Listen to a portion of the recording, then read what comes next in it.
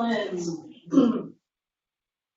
I'd like to welcome everyone here today to our Patient and Public Engagement Lunchtime Learning series. This is a monthly series that is in person, but also we have some people joining us via webinar. So I'd like to welcome everyone as well via webinar. My name is Carolyn Shimon, and I work here at the George and Fahey Center for Healthcare Innovation in the area of patient and public engagement and health research. And this Lunchtime Learning series is a monthly series. So you're always welcome. We'll always let you know about the next one coming up. And we walk through kind of some of the steps about engagement in health research. As we begin, I wanted to make sure that we made an acknowledgement that we're gathered here today on Treaty 1 land, home of the Anishinaabe, Cree, Oji-Cree, Dakota, and Dene peoples, and homeland of the Métis Nation. And so in coming together today, we respect treaties that were made on these territories. We acknowledge the harms and mistakes of the past. We recognize ongoing present-day colonial violence that's faced by Indigenous peoples within healthcare systems, education, justice, child welfare, and governance systems. And we dedicate ourselves in moving forward in partnership and spirit of reconciliation and collaboration. And when we're talking about engagement and community engagement, it's in fact Indigenous research methodologies that are at the forefront. So we should be looking to Indigenous scholars, researchers, and communities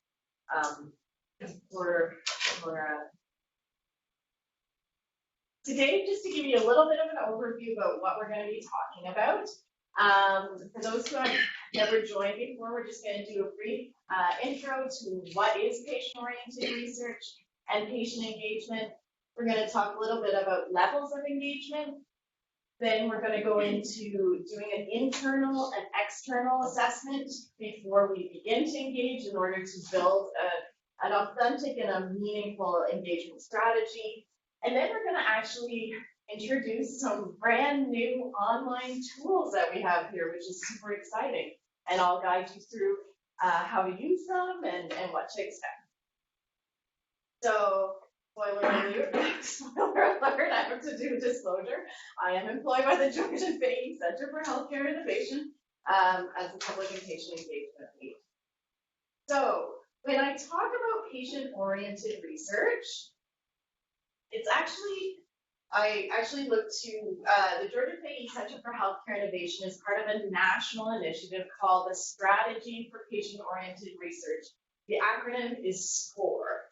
And so SCORE defines patient-oriented research as a continuum of research that does 5 things. The first one, it engages patients as partners. And when I'm talking about partners, there's a big difference between partners and participants.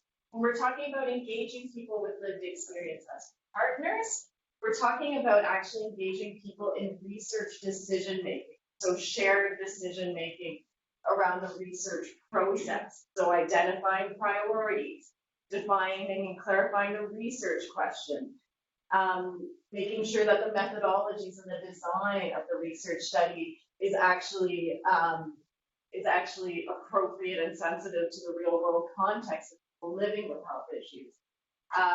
Coming up with outcome measures that are important to people with lived experience, interpreting the research findings, and also being involved in the knowledge translation and dissemination of research findings. So that's what I mean when I say engaging patients as partners. It's also research that focuses on patient-identified priorities. It's research that helps improve patient outcomes, typically conducted by multidisciplinary teams in partnership with relevant stakeholders. So it might include healthcare professionals, it might include policymakers, decision makers, and communities as well. It also aims to apply the knowledge that's generated from the research to improve healthcare systems and practice. So it has that knowledge to action there. And the Canadian Institutes of Health Research, the Strategy for Patient-Oriented Research, define patient engagement as the meaningful and active involvement of patients in the governance of research. So meaning people with lived experience sit on the very highest, research steering committee. They're involved in the research from start to begin, or from start to end. Having people involved in the priority setting of research as well, so identifying priority areas that we should be looking at. The conducting of research. So we have patient partners, people with lived experience actually conducting the research, sometimes doing qualitative interviews with participants. So it's almost like a peer research approach. And then the knowledge translation of research, meaning helping to co-develop tools to implement the research later on. And the UK actually defines it as public involvement in research, and it's a good way, a good way of looking at it. It's research that's carried out with or by members of the public rather than to, about, or for them. So that's one way of looking at it. For me, I always try to explain it as people, informal caregivers, and communities with lived experience of a health issue having a say in the decision-making about the research process. And that's how you can kind of clarify between partner and participant. Some of the guiding principles that are involved include inclusiveness. So when we talk about engagement, we're talking about engaging diverse perspectives on a health issue, not just one or two people, but actually bringing different perspectives along the way and having the research actually reflect those diverse perspectives as well. We're also talking about support for patient and public partners to actually be engaged. So making sure not only things like compensation for patient partners' time and their energy and their insight and their contribution to research, but we're also talking about safe environments, trauma-informed approaches, making sure that everyone has appropriate training and education. Mutual respect and partnership. This means research teams valuing the experiential knowledge that people with lived experience come to the table with, and understanding that this is knowledge that should be at the same level as the expertise that researchers bring to the table. It's also being about co-developing. So working together from the beginning to identify a research problem or problems and gaps, then setting priorities for research, collaboratively producing and implementing the solutions from start to finish. It's co-learning. So as much as people with lived experience are learning about what the research process kind of looks like, it also means researchers have to start learning about different approaches of how to engage people authentically and meaningfully. Reciprocal relationships, that means shared decision-making and looking at power imbalances and addressing those on research teams. And then transparency, honesty, and trust building, these are huge. So open communication, reflexive practice, conflict resolution, all of these. Now, one thing that people know when I talk about patient-public engagement is I always think that we need to think about people who may not identify patients as well, right? So there are people who are unable to, sorry, my slide went faster.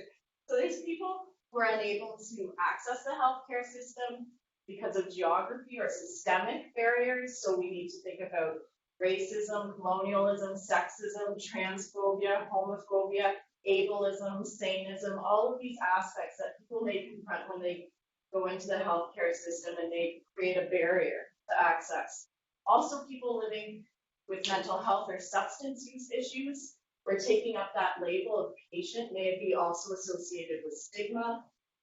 Also thinking about people who may refuse to engage or who may prematurely exit because of unresponsive or disrespectful care. And then also thinking about people who are living with a disability, who are differently abled, and who might feel that they're continuously medicalized within the healthcare system. So some people may not identify as patient, but the most important thing is that we think about this when we're engaging. We think about who's affected differently, who has different access to the healthcare system, and then we make a concerted effort to find ways to engage all of those perspectives. When we talk about levels of engagement, so patient and public engagement exists on a spectrum, and it goes from the lowest level, which is the consultation level.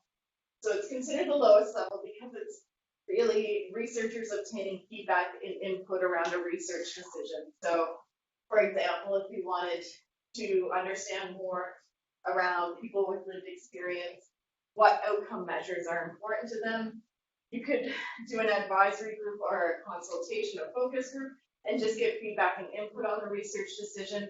But in the consultation phase, researchers still maintain a lot of the decision-making power. So that is kind of why it's considered the lowest level. So different approaches, focus groups, interviews, those types of participatory approaches, town hall meetings would kind of fall in that area. At the collaborative level, this is where we're actively partnering together. So that shared decision making, which is a little bit more scary sometimes for researchers. This is where the patient and public partners are sitting on the research team, are actually having an equal say in the research decisions. There's different participatory approaches that you might want to use, like World Cafe or photo voice or digital storytelling. These are all different types of participatory approaches you can use around a research decision. And then patient and public directed is considered the highest level of engagement. And that means patients, public, community actually actively control, direct, and manage the research project. So all decision making with regards to research project is made by patients, public, and the community. And so this means researchers' role might be just to provide support or advice or training or carry out the research, but under the direction of the community. And the types of approaches that might be used are participatory decision making and design, and these types of areas. Now, whenever researchers come to me about patient-public engagement, one of the things that has been recommended across the board by well-known organizations like the International Association for Public Participation, known as IAP2, and other organizations that are involved in engagement, the biggest thing they say is there has to be an assessment before you even start to plan out your engagement strategy. So first of all, when I talk about internal assessment, I mean on the researcher side of things, and then we'll turn and look at external assessment. So to start off with internal assessment, first of all, we have to think about what the minimum required level of engagement or involvement might be. So sometimes researchers will come to me, they want to engage people with lived experience, and they have a grant application in mind that they would like to apply for.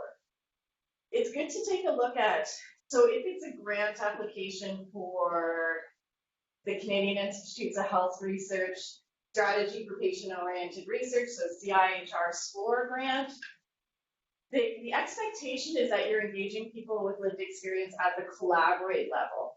So you're going to have to look at the collaborate level of engagement versus going consult. And so these are things you're going to have to think about first of all. Same with PCORI, which is the Patient-Centered Outcomes Research Institute in the US. Sometimes researchers can apply to those grants as well. Again, the expectation would be at the collaboration level of engagement. So thinking about that when you're starting to do your assessment. To what extent do the researchers believe that patient and public engagement will improve the outcomes of research? This is a big one, and this is where researchers have to really dig deep and think about things, because this has to do with not only personal values, but also your institution's values as well. We know that personal values are shaped by our own life experiences, our family, our education, our workplace, our environment, also systems of power as well. So we need to understand what our own personal values are. So oftentimes there's a disconnect between some of our own personal values and institutional values and the desire to engage. So for example, if some of our values are around things like, well, when we think about the academic setting, it's all around rigorousness, it's around expertise, timeliness, and accomplishment. Whereas if you're thinking about engagement, some of the values that we would be looking at are collaboration, community, creativity, compassion, those pieces. There has to be a heart-to-heart in thinking about where you're at and where your values are and how you, and what your beliefs around engagement are as well. Do you believe that it's going to improve the outcomes? Because you want to meet people where they're at, and if you're not at that spot, there has to be that kind of introspective look. For me as well, I think some of you know that I'm big on trauma-informed and intersectional approaches. So that means you also have to, as a researcher, and this is something that we're not always too comfortable with because of the idea of objectivity and so on. But researchers, when they want to build relationships with people with lived experience, communities, patient partners, caregivers, they need to have a little bit of critical reflexive practice on their own. So they have to think about their own personal values, their experiences, their interests, their beliefs, and their political commitments in the area of health that they're researching. And so this means thinking about your own identity as well and how it's connected with systems of power and oppression. So understanding things like socially constructed categories like gender, race, ethnicity, culture, ability, age, all of these things impact the way that we view certain perspectives, and also then their association with systems of power and oppression like colonialism, racism, sexism, homophobia, transphobia. There has to be some introspective there around how the way you view the health subject that you're researching, and sometimes your assumptions with regard to the people who are living with the health issues in which you're researching as well. These are really important things to think about before you begin to actively engage community. You also have to think about inequities that exist in the area of health that you're researching and understand how you're going to make sure that all of these perspectives are incorporated into your engagement strategy. Presence of trauma is another big one. Oftentimes, I'll have researchers say to me, well, I'm not doing a research project on domestic violence, I'm doing a research project on cancer.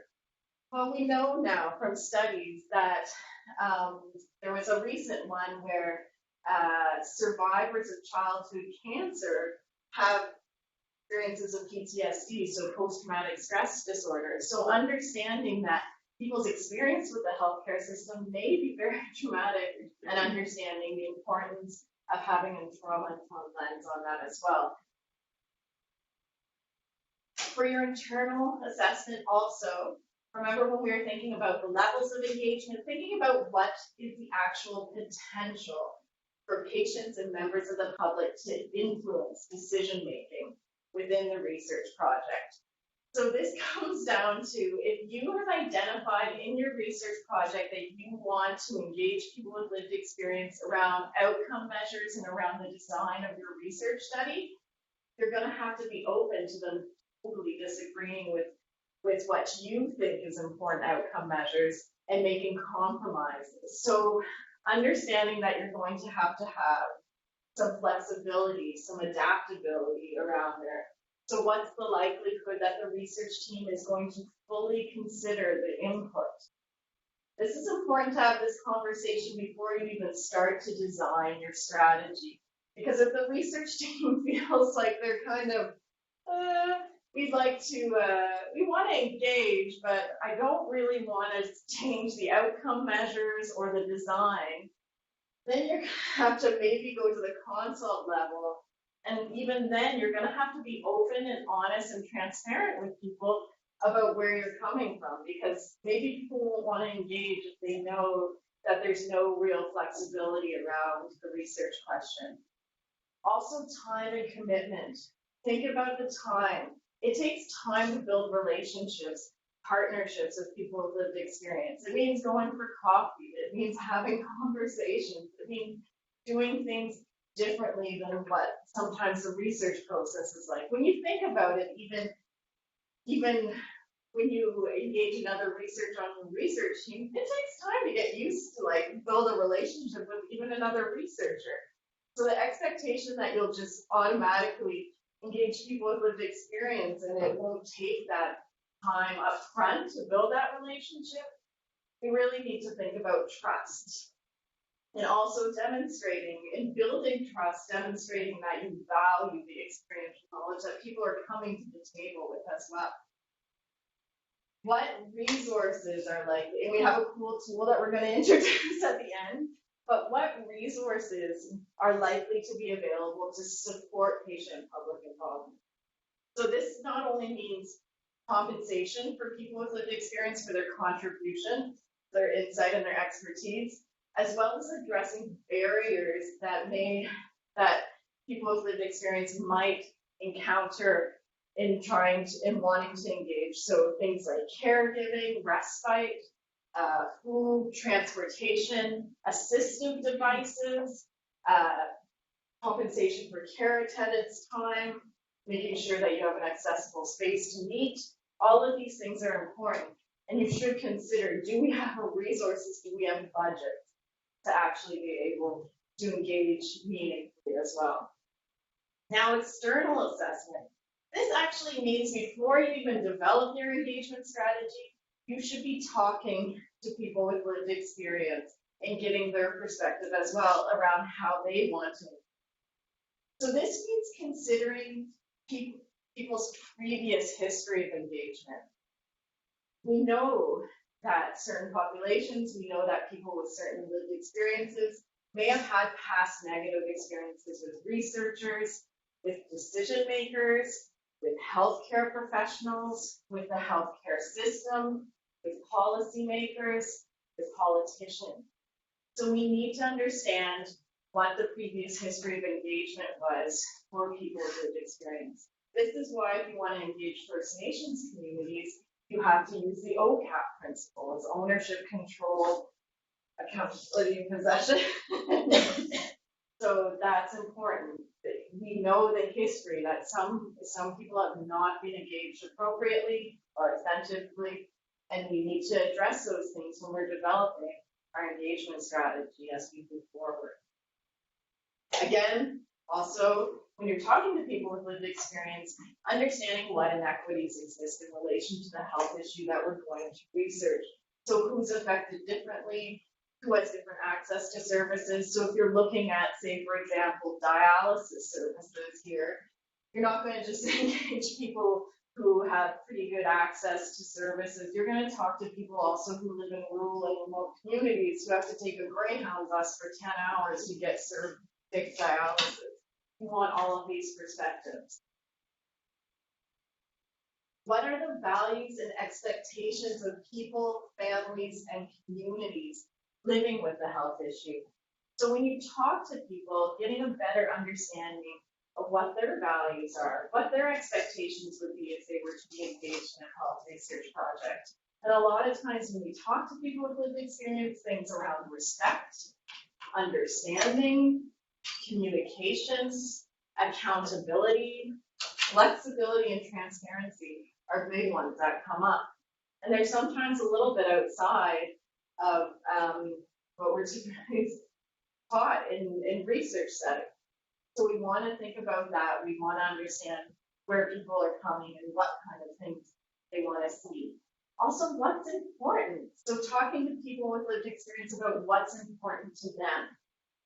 So it could be having my voice heard. It could be having a feeling like I'm giving back to community.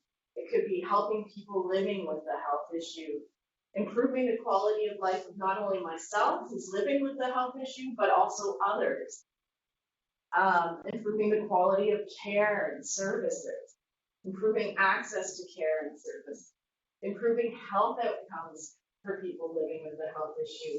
And sometimes a big one is just meeting other people with lived experience. And you'll see that a lot with health research around rare diseases and conditions, where you actually get to meet other caregivers or other people with lived experience who are also going through the same thing. And there's a huge benefit to that. So talking to people ahead of time about what's important to them can then enable you to create a patient and public engagement strategy that also reflects what they feel is important. So it's not just all about what you want from communities with lived experience, but what do they want from you and what do they want from this experience as well. So getting a better understanding of that. What level do people want to be engaged, or what level do they expect to be engaged? Sometimes there's a disconnect, right? Health researchers are going to be like, we just want the consult level, we want feedback and input. But in order to truly engage, people with lived experience who may have had previous research experience may say, come to me when you're at the shared decision-making level, when we're at the collaborative level, because it's either collaboration or nothing. So understanding if there is those differences, how you're going to, and sometimes I've seen what's happened is a little bit of negotiation where a research project may start at the consult level, but then slowly build to the total collaboration level through the phases of the research project. So sometimes you'll see that kind of back and forth dialogue around those. And then how would people prefer to be engaged? This is a huge one, and oftentimes we create big patient public engagement strategies without actually asking people how they prefer to engage. So meeting people where they're at, so maybe people would prefer to engage within their own community centers, within their own space, making sure that you're choosing participatory approaches that are inclusive and accessible. So if you're engaging youth, probably don't want to drag them onto a research table and make them sit around and listen to a bunch of boring research stuff.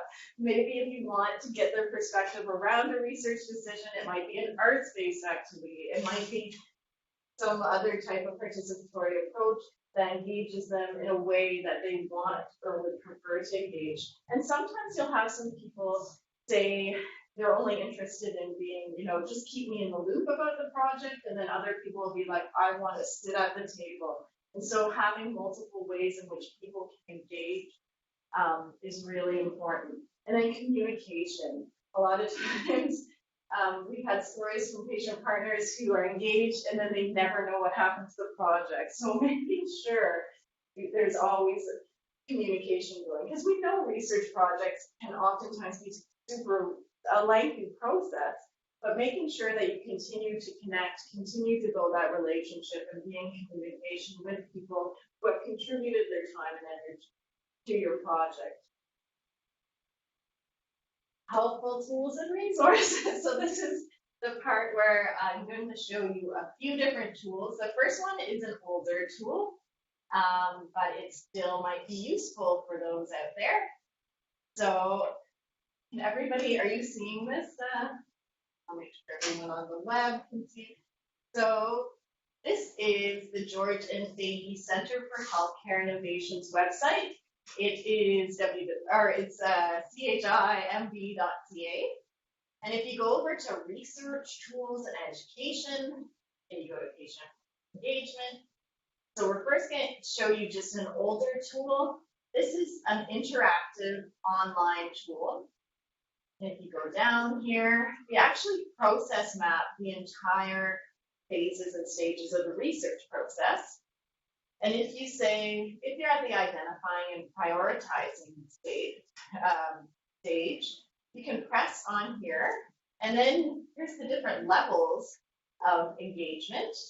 And so say you're at the collaborate level, it gives you some actual options of different participatory approaches that you might want to use to engage around a different research, around the identify and prioritizing phase. So say we choose patient journey mapping.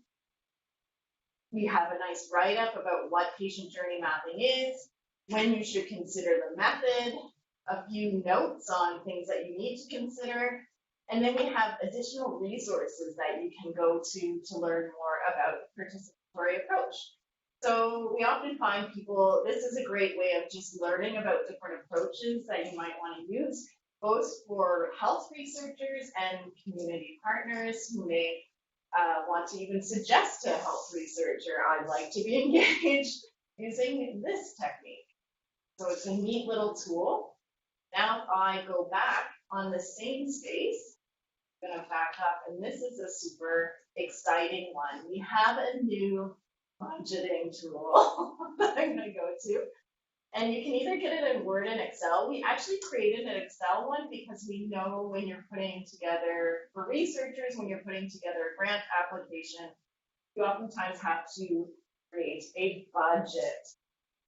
So this is our beautiful, and I'd like to thank Trish Roach, who put this all together and did an amazing job.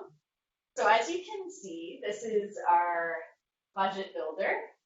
So there are four different tabs at the bottom. You have your budget builder, your compensation builder, your inclusivity and accessibility piece, and then the budget overview. And they're all connected, so whatever you put in each space will work. So for one-time costs, you can use this section here to include additional one-time costs that may occur as part of the engagement. So recruitment posters, advertising, research staff, all of that, people to help out, engagement coordinator, and software licensing, the whole bit.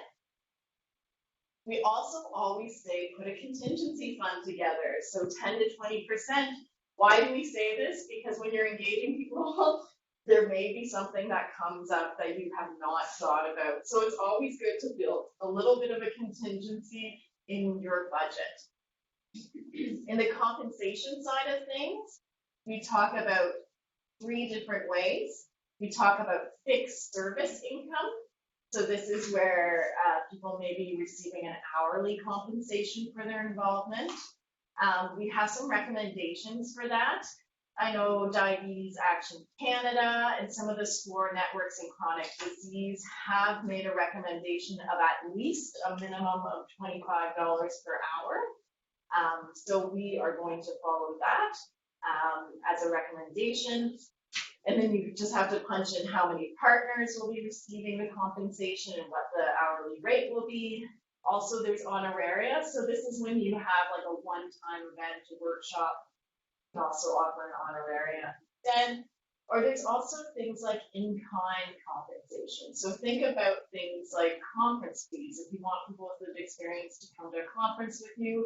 But also, so we know there's tax implications when we're talking about compensation for patient partners. And some patient partners may be on disability, may be on EI, and may not want to have that affected. So thinking about other in-kind options, whether it's a computer program, a yoga course, tuition for a course, something that will help people on their journey to recovery. So thinking about those types of things too, as well.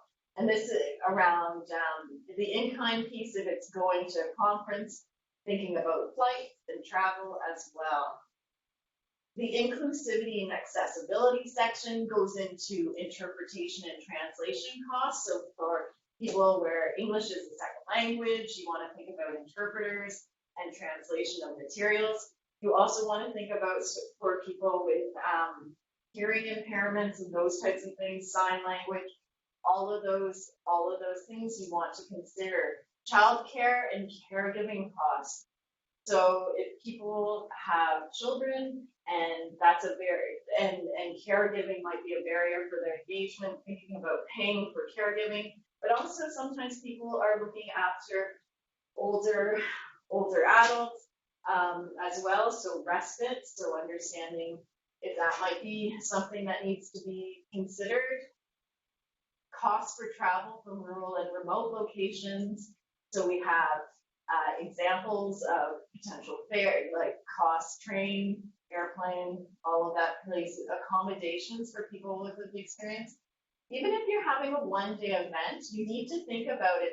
If people are living with chronic health conditions, they may need some accommodations to rest for the evening. To expect people to fly back out the same day is a lot, and that could be a barrier to engagement. Cost for partners who may be differently able, thinking about personal care attendance and making sure that you are support workers, so paying for their time as well. Thinking about accommodations and those types of things. Assistive devices, making sure that you need specialized software or hardware or TTY, telephone for your meeting, thinking about all of those pieces, as well as accessible formats for meeting materials, large print, plain language, those pieces as well. And so you calculate all of your stuff, and then you get your budget overview, and this will totally it'll all calculate for you. And so then you can actually attach this to your grant application if you're applying to a research grant, so that you have a truly inclusive and authentic engagement strategy.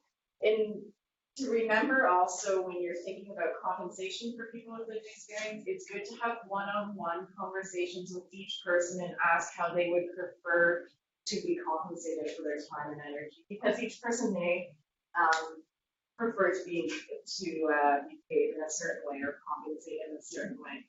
So these are two, and I think we'll make sure to send everybody the links afterwards to these tools, just to make sure that everyone gets it. And then, everybody, you can watch me, there we go. So there's the current builder. Oh, another announcement. Tomorrow I'm co-hosting a Twitter chat with the Maritime Support Unit and a wonderful by Lauren. We're going to have a Twitter chat. It's going to be for Central Time here. It's going to be at 12 o'clock, Atlantic 2 p.m. And the hashtag to follow is who is a patient. So hashtag who is a patient.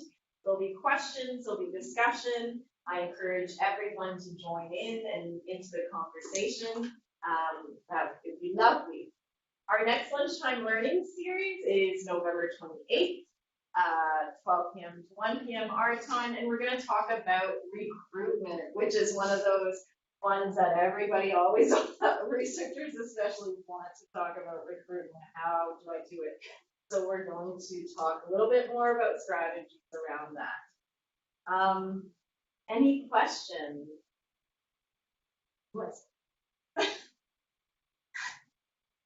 Questions in the room?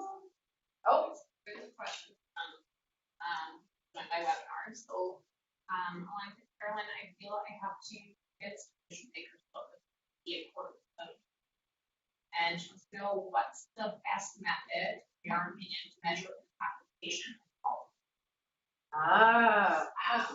So that's a good one, because yes, so we do know that a lot of times decision makers, it is an important aspect is trying to convince them of the impact. I know in health research, more and more we're seeing things like there's more and more systematic reviews that are demonstrating that by engaging people with lived experience in the design of your project, you're actually going to be able to have better recruitment. So that's a positive that people always like to think about. I always come from the democratic perspective, of course, that if you're going to be researching a health issue, you should be engaging people with lived experience in those decisions, because a lot of times what will happen is people with lived experience will talk about outcome measures that are important to them so that you can include it into the research process. They're going to talk about what's appropriate and sensitive as far as design methods as well. And overall, it makes the design of the research better. Typically, there's more and more. The problem is we're still dealing with the dearth as far as evaluation of patient and public engagement, and we're trying to continuously encourage people to evaluate the process, evaluate the outcomes and how they've changed. I know personally I've seen a lot of different projects now where patient partners have been involved and where there were design issues or outcome measures that were not considered at all by the researchers until they engaged people with lived experience. And then it made the research process way better. It helped recruit people. And then the outcome of the research project was much stronger as well in the end. So, but we're still collecting that evidence and that data to give to people. I always feel like research is taxpayers pay for research, that hence people with lived experience should be involved in research and identifying what priority areas are the best. But are there other? I guess along those same lines, we encourage you to hear, because often one of the challenges is negotiating at any time. There are often, here's your funding, you have 6 months and go. And so, engaging the public just all the time, and that's really hard to negotiate with makers. So if there's any more research coming out around, just to support the value of it. Absolutely. Yeah, that is, I think it's both on the healthcare system side and the health research side. We still are coming up against those institutional barriers where the time frame hasn't shifted. I know on the research side as well, just some of the things that you have to do in order to get your research going has not changed. And so it's tough to then negotiate back and forth. And I know sometimes within healthcare systems, engagement is seen as a voluntary activity, and so there isn't a budget associated with it. I think there's always a very good argument that if you're not building in a budget that allows you to address a lot of the barriers that might cause diverse perspective not to be engaged, then you're essentially disengaging people, white, middle class, well-educated people who have fairly relative access to the system. And so the argument there is that if you want to be truly inclusive, you need to start thinking about building in a budget that will think about all those different barriers that can impact people from not being able to engage. But of course, it's always a challenge. Yes, I guess you hopefully clarify my question. It's how do we educate ourselves and our decision makers? And so if there are tools to, I think it's a starting point before we can move further into patient engagement that way. And I'm thinking of just my little bubble there. How do I educate the people around me and myself too? Absolutely. And moving forward, starting in January, we're actually going to start showcasing case studies where people have authentically and meaningfully engaged people with lived experience in their research projects. I think we'll also want to look at some healthcare systems experiences as well. And I think those will give you maybe even a stronger argument around, hey, we need to appropriately and authentically engage people and invest money towards it. And I know even within healthcare systems now, if you look at Accreditation Canada, one of their overarching things now is patient engagement in health, in the policy and the system side of things. So you can always go back to Accreditation Canada, who does come along and look at processes within your regional health authority, your province, and kind of say, okay, this is something they're asking. It's not just something. And then with health research, the argument is sometimes it helps to pressure researchers is a lot of grants now, a lot of funding grants are saying they want to see engagement, but also a lot of journals are now. So BMJ, CMAJ are all asking authors, have they engaged people with lived experience in their manuscript? And so those are definitely things that appeal to the research side of things. Another question from the webinar says, I'm going to be collaborating with a research team that wants to engage with compensation. What do you recommend for their internal assessment before they begin? Oh, for their internal assessment, I think there's a lot of great tools out there. There's the SANYAS training. I think that comes out of BC. That's a really important. It's an online training that I know healthcare professionals are now using here in Manitoba, but it's also encouraged that health researchers do this. We can probably send you a link to that as well. I know CanSolve CKD have created a pathways learning tool. And if you look at the website, they have done some really important pieces around engagement of Indigenous communities. They also, the Kairos blanket exercise as well is a really important one as well. So those are some really good resources that I would check out, and maybe we can include some links to those as well when we send out our evaluation to you guys.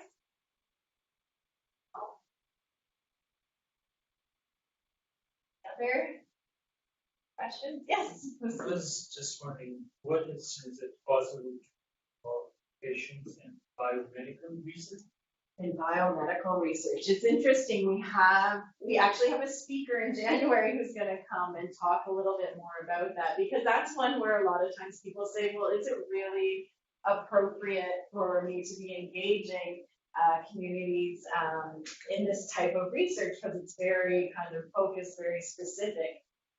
And we have a great speaker who's coming in January who's going to talk about how they engage communities, particularly communities with substance use and homelessness, and how they engage them, and they actually inform some of the questions that they started looking for in that type of research. So there is actual great examples of people starting to challenge that idea that this is types of research that we can engage people in. Really, you think of different, especially different movements over time, whether it's HIV, whether it's some of those communities have actively engaged researchers who work in this kind of field to think about things differently and to ask different questions, because if you're not living with a health issue, sometimes you don't realize that a really important question could be outside of kind of where you're.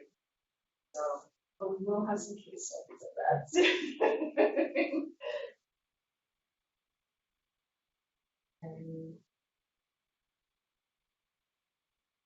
Excellent. Well, I'd like to thank everyone for joining. Here's my information if anyone ever wants to email me a question, tweet me a question, or give me a call. Definitely do so. I think we will provide the slides, or we'll have the slides up. This is also recorded, so it will be on our YouTube channel, so you can revisit it, and you can revisit some of our old ones as well. So thank you so much. Thank you. Thank you, guys.